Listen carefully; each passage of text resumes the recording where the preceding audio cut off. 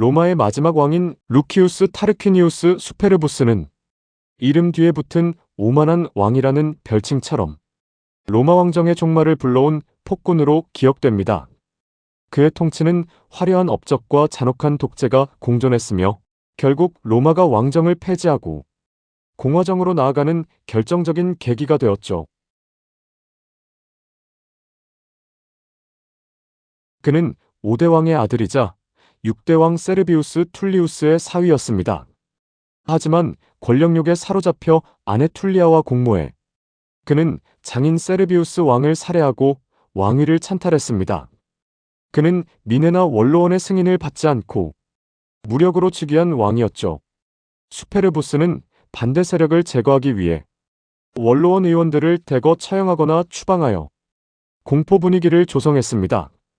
그는 원로원을 무시하고 모든 국정을 단독으로 결정했으며 법을 자의적으로 해석하여 시민들의 재산을 몰수하기도 했죠. 타르퀴니우스 수페르부스는 매우 잔인한 폭군이었습니다. 그는 자신의 왕권을 위협할 만한 유능한 귀족이나 친척들을 차례로 살해하고 재산을 몰수했습니다. 왕정의 종말을 고한 루크레티아 사건의 남편인 콜라티누스의 친구이자 수페르부스의 친척인 루키우스 유니우스 브루투스의 아버지와 형도 이미 수페르부스 왕에 의해 살해당했죠. 브루투스는 자신이 다음 목표라는 것을 직감했습니다. 그는 살아남기 위해 지능이 떨어지는 척, 아무런 야심이 없는 척 연기를 시작했습니다. 브루투스라는 이름 자체가 라틴어로 멍청이, 짐승 같은 자라는 뜻인데 왕은 그를 비웃으며 죽일 가치도 없는 존재로 여겨 곁에 두었죠. 수페르부스 왕의 아들들이 그리스의 델포이 신전으로 신탁을 받으러 갈 때 광대 노릇을 하던 브루투스도 동행하게 되었습니다. 이때 그는 신에게 바칠 예물로 초라한 코르넬 나무 지팡이를 가져갔습니다. 사람들은 그를 비웃었지만 지팡이 안은 비어 있었고 그 속에는 황금이 가득 차 있었습니다. 이는 브루투스 자신의 겉모습은 초라하지만 속은 빛나는 지혜가 있음을 상징하는 것이었죠. 왕자들이 우리 중 누가 로마의 차기 지배자가 되겠습니까? 라고 묻자 신전에서는 어머니에게 가장 먼저 입을 맞추는 자가 로마의 최고 권력을 가질 것이다라는 수수께끼 같은 답을 내놓았습니다. 왕자들은 이 말을 듣자마자 로마로 달려가 자기들의 어머니를 먼저 만나려고 다투었습니다. 하지만 브루투스는 신탁의 진짜 의미를 간파했습니다. 그는 길을 가다 일부러 발이 걸려 넘어지는 척하며 땅바닥에 입을 맞추었습니다.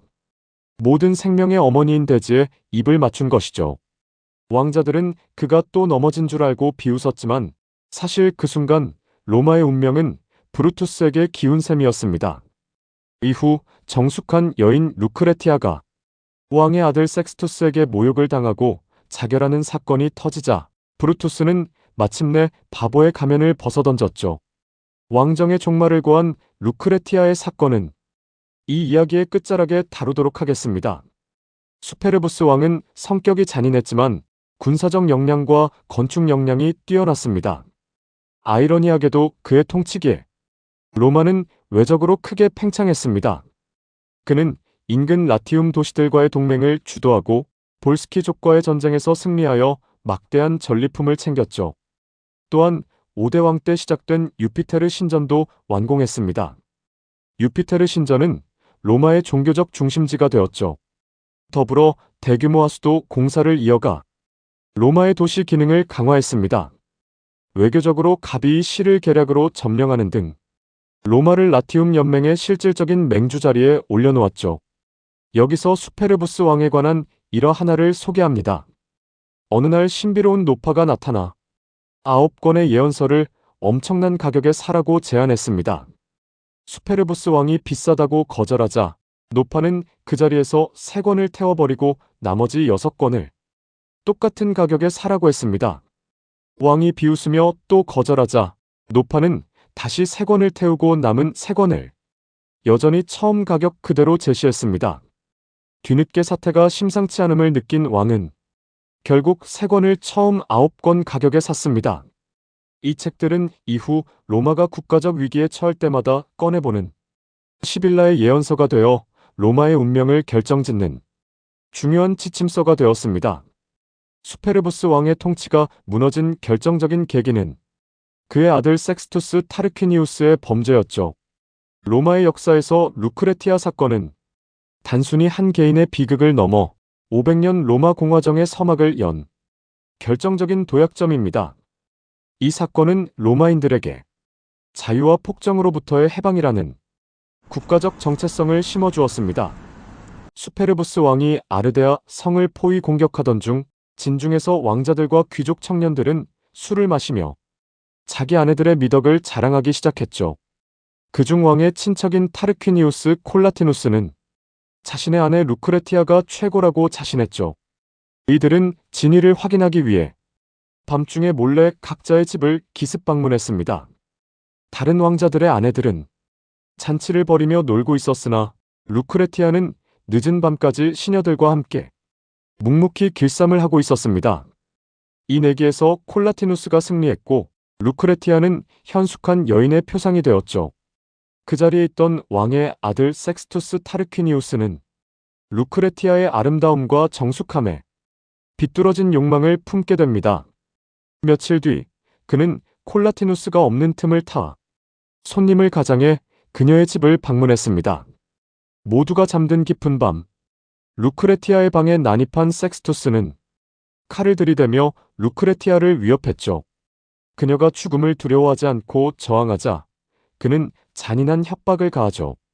그는 루크레티아를 죽인 뒤 발가벗긴 남자 노예 시체를 함께 두어 노예와 간통하다 죽임을 당한 것처럼 꾸미겠다고 위협했죠. 당시 로마의 여성들에게 죽음보다 무서운 것은 가문의 불명예였기에 그녀는 굴복할 수밖에 없었습니다. 섹스투스가 뒤틀린 욕정을 마음껏 풀고 떠난 뒤 루크레티아는 전령을 보내 아버지와 남편을 즉시 불러들였습니다. 그녀의 남편 콜라티누스는 친구인 루키우스 유니우스 브루투스와 함께 달려왔죠. 루크레티아는 그들에게 섹스투스가 저지른 만행을 폭로했죠. 남편과 아버지는 그녀를 위로하며 그녀는 아무런 죄가 없다고 말했으나 그녀는 다음과 같이 말했습니다. 내 몸은 더럽혀졌으나 내 마음은 결백합니다. 하지만 어떤 여인도 루크레티아의 사례를 들어 부도덕하게 살아남는 일이 없도록 하겠습니다. 말이 끝나자마자 그녀는 옷 속에 숨겨두었던 단검으로 자신의 심장을 찔러 그 자리에서 자결했죠. 이 비극을 지켜본 브루투스는 그녀의 몸에서 단검을 뽑아들고 하늘에 맹세했습니다.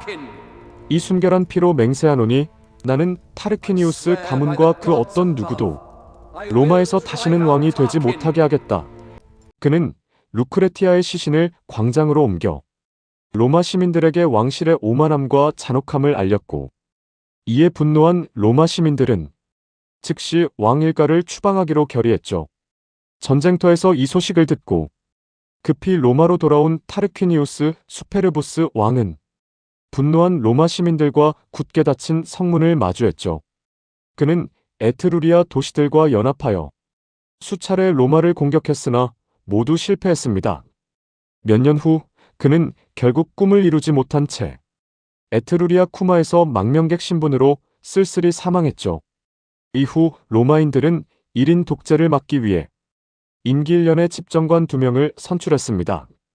최초로 선출된 집정관은 루크레티아의 남편 콜라티누스와 복수를 주도한 브루투스였죠. 이후 루크레티아는 서양 예술과 문학에서 정절과 애국심의 상징으로 수없이 묘사되었습니다. 리비우스와 같은 로마 역사가들은 이 사건을 통해 로마가 주인에게 복종하는 노예의 상태에서 법에 복종하는 자유시민의 상태로 전환되었다고 평가하죠. 로마 역사상 가장 극적인 이 장면은 공화정 500년의 정신적 뿌리가 되었습니다. 훗날 율리우스 카이사르가 암살당하며 브루투스 너마저? 라는 말을 듣게 만든 마르쿠스 브루투스가 바로 이 사람의 후손입니다. 가문의 전통이 독재자를 몰아내는 자였던 셈이죠. 수페르부스 왕이 추방된 기원전 509년은 로마 역사에서 가장 중요한 분기점입니다. 이후 로마인들에게 왕이라는 단어는 독재와 폭정의 대명사가 되어 강력한 거부감을 일으키게 되죠. 로마는 한 명의 왕 대신 두 명의 집정관을 매년 선출하고 원로원이 중심이 되는 공화정 시대를 열게 됩니다. 드디어 7명의 왕정 이야기가 모두 끝났습니다. 다음 이야기는 공화정 시대의 이야기로 찾아뵙겠습니다.